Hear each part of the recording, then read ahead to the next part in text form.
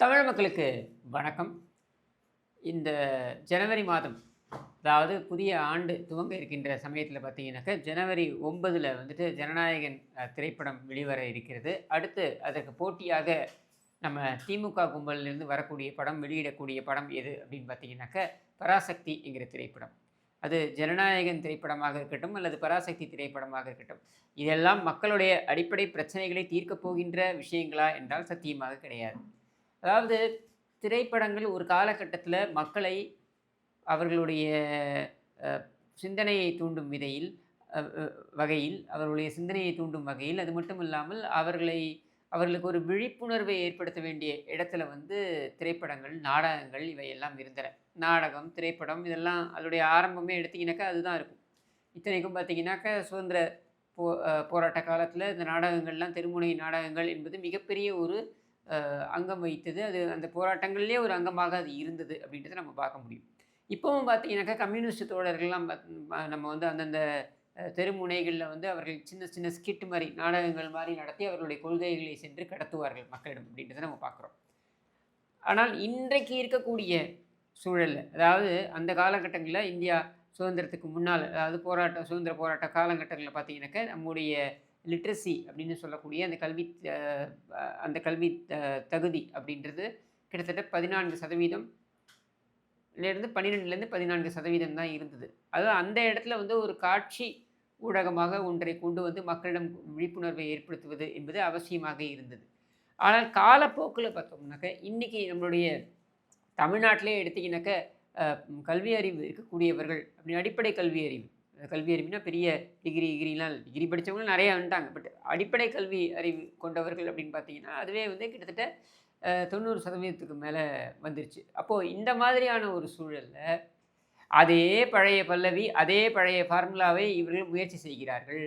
அதாவது 4 1/4 ஆண்டு இவர்களுக்கு ஆட்சியை குடுத்து, வேற எந்த எதிர்பார்ப்பும் இல்லாம, திமுக வந்தால் நன்மை செய்யும் அப்படின்ற ஒரு எதிர்பார்ப்போட ஆட்சியை கொடுத்தார்கள் மக்கள். 10 ஆண்டு கால அதிமுக ஆட்சி இருந்தது. அந்த 10 ஆண்டு கால ஆட்சி அதிமுக ஆட்சியை விட சிறந்த ஆட்சியை திமுக கொடுக்கும் அப்படின்ற எதிர்பார்ப்பில தான் மக்கள் கொண்டு வந்து குடுக்குறாங்க. இந்த 4 1/4 ஆண்டுல இன்னும் சொல்லணும்னாக்கா 4 1/4யும் தாண்டிடுச்சு. இன்னும் இருக்க போகுது என்ன? மிஞ்சி மிஞ்சி போனா 4 மாசம். அதில பார்த்தீங்கன்னாக்கா இன்னும் 3 மாசம். இப்ப டிசம்பர் முடிய போகுது. ஜனவரி, பிப்ரவரி எண்டுல இவைகளுடைய ஆட்டம் க்ளோஸ் ஆகுறதுக்கு தொடக்கம் ஆரம்பிச்சிரும். அப்போ 2 மாதங்கள் தானே இருக்கு. இந்த 2 மாதங்கள்ல நீ ஒண்ணும் கிழிக்க முடியாது என்று தெரிந்து வைத்துக்கொண்டு, இந்த மாதிரி தொடர்ச்சியான விளம்பரங்கள், அதாவது 4 1/4 ஆண்டையும் விளம்பரத்த தீர்த்தாச்சு. இப்போ அது போதாதுன்னு இன்னும் அதிகமா கூடுதல் விளம்பரங்களை கொண்டு வந்து மக்கள் முன்னால வந்து திணிப்பது அப்படின்றதை இன்றைக்கு கையில் எடுத்திருக்கிறது. கடைசி ஆயுதமாக இதை கையில் எடுத்திருக்கிறது திமுக. அப்ப இந்த பராசக்திங்கிற அந்த திரைப்படத்தை திரும்பி குடுத்து, அந்த பெயரை ஏன் இவர்கள் முடிவு செய்கிறார்கள் என்றால், அது கருணாநிதி உடைய திரைப்படம். 1940களில் வந்த திரைப்படம். 1950களில் வந்த திரைப்படம். அந்த திரைப்படத்தை மையமாக வைத்து இவர்கள் வந்து அதேபோல அந்த மொழி சார்ந்த பிரச்சனையை இதில் திணித்து, அதை ஒரு கதையாக கொண்டு வந்து, ஒரு புரட்சியாளர் கதையாக கொண்டு வந்து, மக்கள் முன்னால் கொண்டு வந்து, பாருங்கள் எங்கள் இயக்கம் எப்படியெல்லாம் போராடி இருக்கிறது அப்படின்றத இங்கே கொண்டு வந்து நிலைநிறுத்த வேண்டும் என்பதற்காக செய்கிறார்கள். இதில் ஒரு தவறு எதுவும் கிடையாது. 1960களில் இந்திய எதிர்ப்பு போராட்டம் உச்சத்தில் இருந்தது. அதற்கு முன்னர் 2 முறை இந்திய எதிர்ப்பு போராட்டங்கள் நடந்திருக்கின்றன. பலர் உயிர் தியாகங்கள் செய்திருக்கிறார்கள் என்பதிலெல்லாம் மாற்று கருத்து கிடையாது. ஆனால் இந்த படத்தை தயாரிக்கின்ற நபர்களுக்கும் இந்திய எதிர்ப்பிற்கும் என்ன சம்பந்தம் அப்படின்றது தான் கேள்வி. இந்திய எதிர்ப்பு போராட்டம் உச்சத்தில் இருந்த பொழுது, அதில் அந்த லெட்டர் பாக்ஸை கொளுத்தி போடுவான் பாருங்க. அந்த இந்த படத்தில் வரும் பாருங்க, முதல்வன் படத்தில். சாரி, இந்தியன் படத்தில் லெட்டர் பாக்ஸை கொளுத்தி போட்டான். லெட்டர் பாக்ஸை கொளுத்தி போட்டதுனால என்னை தூக்கி உள்ளே வச்சுட்டாங்கன்ட்டு, அந்த மாதிரியான ஒரு கிராக்கி தான் கருணாநிதி. அப்படியான கிராக்கியே இறந்து போய் பல ஆண்டுகள் ஆயிடுச்சு. ஆனால் இவர்கள் என்ன சொல்ல வருகிறார்கள் என்றால், அந்த போராட்டத்தை மையமாக வைத்து, அந்த போராட்டத்தை திமுக முன்னெடுத்தது அப்படின்றதுனால, இன்றைக்கு திமுகவுக்கு நீங்கள் வாக்களிக்க வேண்டும்னு ஒரு சென்டிமெண்ட்டை கொண்டு வந்து புகுத்துறாங்களாம். இதை தயாரிப்பது யாரு அப்படின்னா, அந்த ஆகாஷ் பாஸ்கரன் என்கிற நபர். இந்த ஆகாஷ் பாஸ்கரன் என்ற நபருக்கு எங்கிருந்து பணம் வந்தது? இவனுடைய தந்தை அல்லது தந்தையின் தந்தை இவையெல்லாம் போராட்டங்களில் ஈடுபட்டாங்களா? மொழிப்போர் போராட்டங்களில் ஈடுபட்டாங்களா? இல்லை இவன் உழைத்து சம்பாதித்த பணமா என்றால் எதுவும் கிடையாது, திருட்டு பணம். இதை திருட்டு பணம் எதன் அடிப்படையில் வந்தது? இந்த திருட்டு பணம் என்பது இந்த கருணாநிதி குடும்பம் என்பது சேர்த்து வைத்திருக்கின்ற சொத்து, நம்மிடம் வந்து கொள்ளையடித்து வைத்திருக்கின்ற சொத்து. அதுவும் எதை அடிப்படையில் கொள்ளையடித்தார்கள்? யாரோ போராடினான், யாரோ உயிர் நீத்தான். உயிர் நீத்தவனுக்கெல்லாம் ஒரு சப்வே பேரை வைக்க வேண்டியது, அல்லது ஒரு பிரிட்ஜு பேரை வச்சுக்கிட்டு அந்த பிரிட்ஜுக்கு பக்கத்துலேயும் சப்வேக்கு பக்கத்துலேயும் பார்த்தீங்கன்னாக்கா பல்லாயிரக்கணக்கான கோடி ரூபாய் நிலங்களை இந்த குடும்பம் வாங்கி போட்டு கொண்டது. இதுதான் இவர்கள் இந்த மொழிப்போருக்கு செய்த மிகப்பெரிய சேவை. அப்படியான இவர்கள் இன்றைக்கு அதை கொண்டு வந்து மையமாக காண்பித்து, நாங்கள் இப்படியெல்லாம் போராடி இருக்கிறோம், எங்களுடைய வரலாறு இப்படி, அதனால் நீங்கள் எங்களுக்கு வாக்களியுங்கள் என்று சொல்லப் போகிறார்கள் என்றால், இதை விட ஒரு கொடுமையான கருணாநிதித்தனம் இருக்க முடியுமா? இப்பொழுது அதைத்தான் செய்யவிருக்கிறது கருணாநிதி கும்பல். இந்த படத்தை பார்த்து, அதுவும் பார்த்தீங்கன்னாக்கா வள்ளுவர் கோட்டத்தில், எவன் வீட்டு காசு? வள்ளுவர் கோட்டத்தில் இப்படி ஒரு தனியார் திரைப்படத்திற்கு நீங்கள் எப்படி அனுமதி கொடுத்தீர்கள்? எப்படி அவர்கள் எக்ஸிபிஷன் மாதிரி வச்சு இங்கே வந்து மக்களை வரவழைத்து இவர்கள் ப்ரமோட் பண்ணலாம்? அப்போது ஒரு அரசாங்கமே ஒரு திரைப்படத்தை இந்த அளவுக்கு விளம்பரம் கொடுத்து மக்களிடம் கொண்டு சேர்க்க முயல்கிறது என்றால் அதற்கும் அரசு பணத்தை செலவு செய்கிறீர்கள். உங்களுடைய தனிப்பட்ட கட்சி பிரச்சாரத்திற்கு நீங்கள் அரசு பணத்தை செலவு செய்கிறீர்கள். இது அயோக்கியத்தனம். ஏன் உங்கள்கிட்ட காசு இல்லையா? தனியாக ஒரு ஆடிட்டோரியம் எடுத்து செஞ்சுருக்கலாமே, அண்ணா அறிவாலயத்தை வச்சு பண்ண வேண்டியதானே நீயே? உன் கட்சி பிரச்சாரம்னா உன் கட்சி பணத்தை எடுத்து செலவு பண்ணு. அதை விட்டுவிட்டு மக்களுடைய பணத்தை எடுத்து மக்களுடைய இடத்தில், அதாவது மக்களுக்கு சொந்தமான இடத்தில் வந்து நீ வந்து உன்னுடைய தனியார் நிறுவனத்துடைய பிரச்சாரத்தை நீ வந்து முன்னெடுப்பாய் என்றால் இந்த அயோக்கியத்தனத்தை தட்டி கேட்பதற்கு யாருமே கிடையாது. ஏனென்றால் ஒட்டுமொத்த திரைத்துறையும் கபலீகரம் செய்யப்பட்டிருக்கிறது. 2006 2011 நம்ம பார்த்தோம் எப்படி திரைத்துறையை வந்து கபலீகரம் செய்தார்கள் கருணாநிதி குடும்பத்தினர் என்று.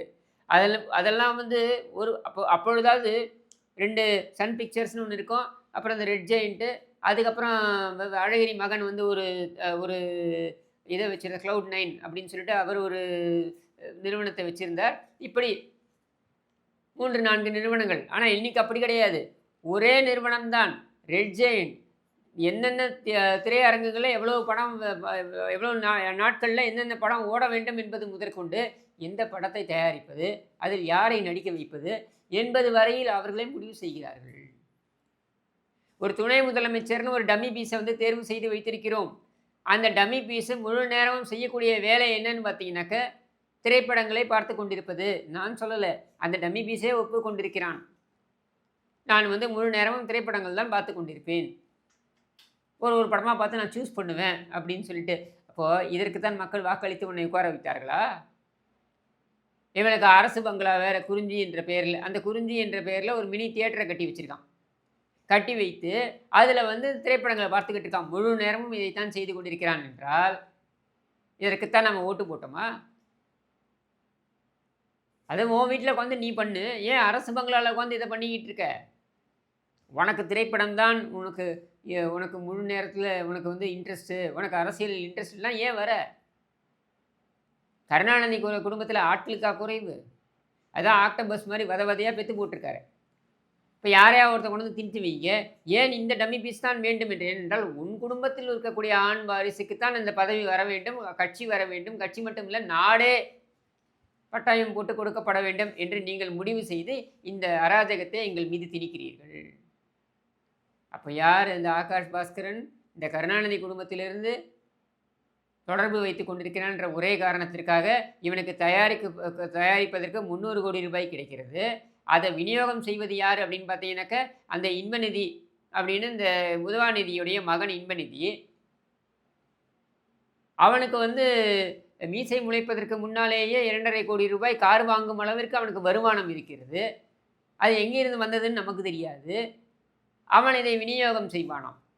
அப்போ இந்த மொத்தம் 300 கோடி 400 கோடி நம்மகிட்டேருந்து திருடிய பணத்தை நம்மை மூளை செலவை செய்வதற்கு நம்மீதே கொண்டு வந்து திரையரங்கங்களில் போட்டு காண்பிப்பார்கள். சன் டிவியில் பார்த்தீங்கன்னாக்கா 2 நிமிஷத்துக்கு ஒரு வாட்டி 3 நிமிஷத்துக்கு ஒரு வாட்டி இதையே பிரச்சாரமாக கொண்டு செல்வார்கள். இந்த ஏமாத்து வேலையை, இந்த நாடகத்தை நாம் இனம் கண்டு கொள்ள வேண்டும் என்பதற்காகத்தான் இந்த காணொளி. எப்படியும் ஜனவரி 10ஆம் தேதி இதை ரிலீஸ் பண்ண போகிறாங்க அப்படின்னு சொல்கிறாங்க.